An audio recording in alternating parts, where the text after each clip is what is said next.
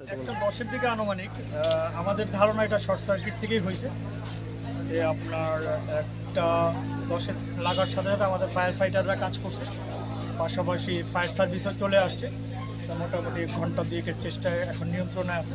আল্লাহর রহমতে আমাদের কোনো শ্রমিক আহত হয়নি, সব শ্রমিকদের নিরাপদে বের হয়েছে।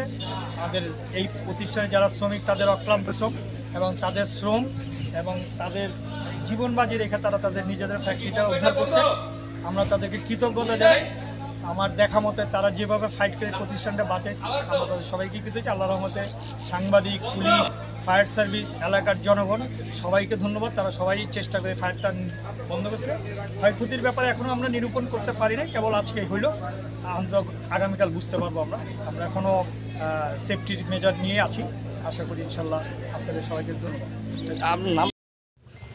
আমাদের 1:30-এ আমরা আগুনের মেসেজ পাই।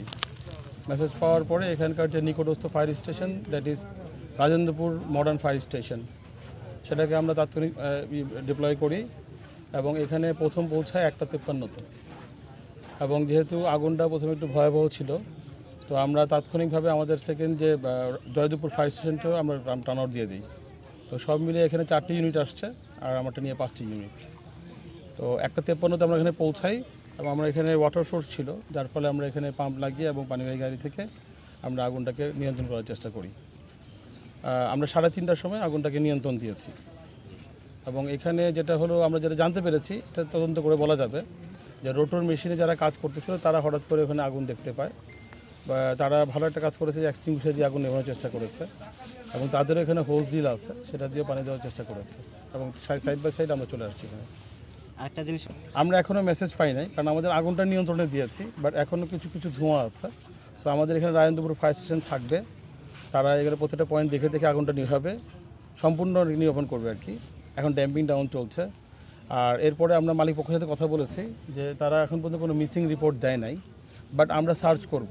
আমরা এখন বলতে পারবো না যে কোনো মিসিং আছে কিনা, আমরা সার্চ করব, সার্চ করে পরে জানাবো ইনশাল্লাহ। এটা তো তদন্ত সাপেক্ষে বলা যাবে।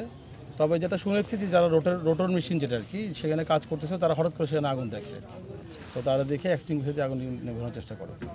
কোনো শ্রমিক আহত বা দেয় নাই। তো আমরা সার্চ করব, আমরা আগুনটা নেভানোর শেষ হলেই আমরা সার্চ করব। আর আমি নিজে ফিজিক্যালি উপরে গিয়েছিলাম, আপনি দেখতে পাচ্ছেন অনেক উঁচু শেড। তো আসলে 360 ডিগ্রি অ্যাঙ্গেল, চতুর্দিক থেকে যদি আগুনটা দেখা না যায় তাহলে বোঝা যাবে না, কারণ এই ধরনের আগুনের ক্ষেত্রে হয়তো দেখা গেল যে সিলিং দিয়ে আগুনটা ছড়াচ্ছে, এমন হচ্ছে।